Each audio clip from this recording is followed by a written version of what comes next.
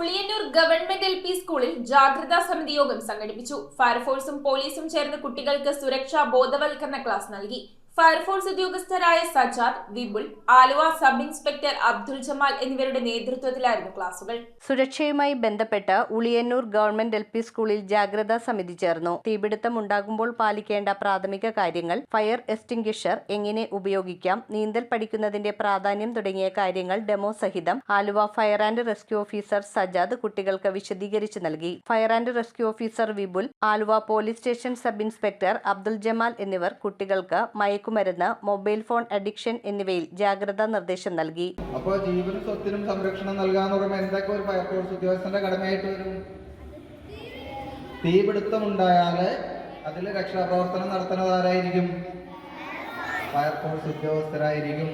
അതുപോലെ നിങ്ങൾ പറഞ്ഞ പോലെ വെള്ള അപകടത്തിൽ പെട്ട് കഴിഞ്ഞാൽ, കിണറുകളിൽ വീണ് കഴിഞ്ഞാൽ, അതല്ലെങ്കിൽ നമ്മുടെ സ്വത്ത് എന്ന് പറയുമ്പോൾ എന്ത് വരും? പശു അല്ലെങ്കിൽ ആട്, മൃഗങ്ങളെ എന്താണെങ്കിലും നമ്മുടെ ചുറ്റുമുള്ള എന്ത് ജീവജാലങ്ങളും അപകടത്തിൽപ്പെട്ടാൽ അവരെ സംരക്ഷിക്കുന്നത് ആരായിരിക്കും? ഫയർഫോഴ്സ് ആയിരിക്കും.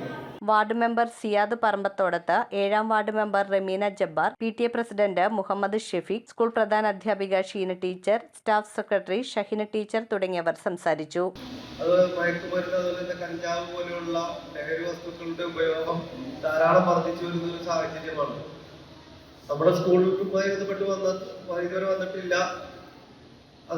എങ്കിലും അത്തരം കാര്യങ്ങളിലും ശ്രദ്ധിക്കേണ്ട പല സാഹചര്യങ്ങളും നമുക്കുണ്ട്. നമ്മൾ അറിയാതെയാണെങ്കിലും ചിലപ്പോൾ അതിലേക്ക് വഴുതി പോകുന്ന സാഹചര്യങ്ങൾ വളരെ ചെറിയ കുട്ടികളിൽ പോലും പത്രമാധ്യമങ്ങളും ദൃശ്യമാധ്യമങ്ങളിലൂടെയൊക്കെ നമ്മൾ കണ്ടുകൊണ്ടിരിക്കുന്നതാണ്. മുൻ PTA president Siddique Karakkadan, SMC chairperson Haseena, school committee അംഗങ്ങളായ മുബീന സുധീർ, സാലിമ ഷെറിൻ, നാസിയ സുമിത, ജയമോൾ, സുമയ്യ, ഷെറീഫ, സലീന, സബീന എന്നിവരും സ്കൂൾ അധ്യാപകരും ജാഗ്രതാ സമിതിയിൽ സംബന്ധിച്ചു. News bureau, Aluva.